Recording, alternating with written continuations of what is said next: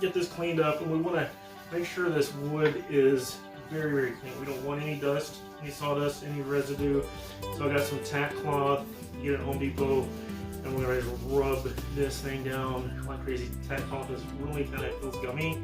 It's like cheesecloth with like, I don't know, adhesive on it. You just rub this real good, get all that sawdust off, and we're going to apply some Varathane on this thing. I'll take some pictures of the actual Varathane so you'll see what color I'm using. It's a dark brown. We're going to get it on the edge with the ebony wood stain. We're going to let that dry and probably cut it with some steel wool just towards the middle. We're going to have a black pick guard, with this most part. I'm going to have the bridge right here. Of course, we get the controls right here, but kind of in this area where we've got actual wood showing, we're going to kind of steel wool that back a little bit so it kind of fades a little bit more, maybe just kind of around that area. We'll just zero grit or Zidilon or whatever you call it, the 0000 steel wool, where we'll just